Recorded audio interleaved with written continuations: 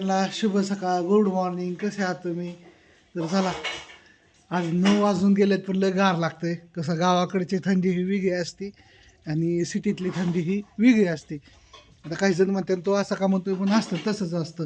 तर गावाकडे ही कसं सगळं भिजतं ना, शेती वगैरे भिजते, पाणी देते, दारी धरते, त्याच्यामुळे काय असतं जास्त गार लागतं. सिटीमध्ये तसं काही नसतं, आहे का नाही? गाड्या वगैरे प्रदूषण, इथं कसं शुद्ध हवा, तिथं कसं शुद्ध हवा नसते, त्यामुळे इथं गार लागतं.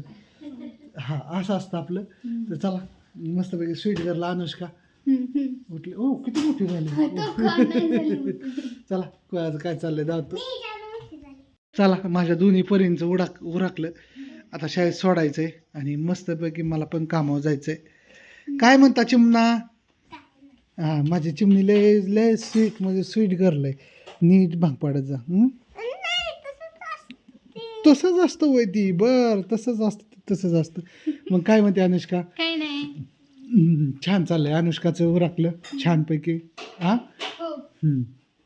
चला इकडं अश्विनीची तयारी झाली जेवायची छानपैकी. काय भाजी केली ना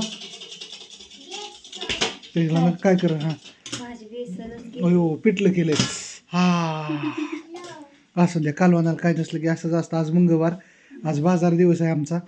मग आज पिशवी भरून आणायची. कसं बाजार आणलेला आठवड्याभर जात नाही, पुरत नाही, संपून जातो. आणि त्याच्यात आमची दत्त जयंतीची पंगत होती, थोडंफार घरचं माळवं तिकडं नेलं आम्ही. हां, पंगत घातली, दुसऱ्या दिवशी होती आमची. काही व्हिडिओ काय आला नाही, है ना अश्विनी? कसं ह्या वर्षी आम्ही पंगत घातली दत्त जयंतीची. तर असू द्या, मस्तपैकी छान असं सगळं चाललंय. Good day. आणि काल मित्रांनो खूप जणांचे म्हणणं आलं, दादा खाली झाडं लावायला पाहिजे होती. तर तुम्हाला थोडक्यात दावायचं म्हणजे हे काय जरा म्हणलं टेक्निक करून बघा नवीन. बारामतीत कसं लय फुल्ली भारी बारामती दावायचे म्हणलं ना, लय व्हिडिओ येतात.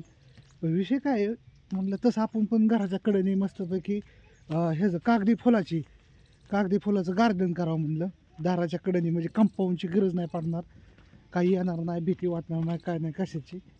म्हणून छानपैकी म्हणजे आपल्या आंब्याची झाडं माझ्यापेक्षा ऊस झाल्यात आणि सगळी अशी फुलल्यात. बागाची भरली एकदम मस्तपैकी छानपैकी. लय भारी झाडं आल्यात, सगळे आल्यात. रायबोरीचे आल्यात, पेरूचे आल्यात, लिचीचे आलंय. आणि एक पण झाड जळलं नाही आपलं. तसं कसं जळण मी असलं, आहे का नाही? मोटर चालू झाले.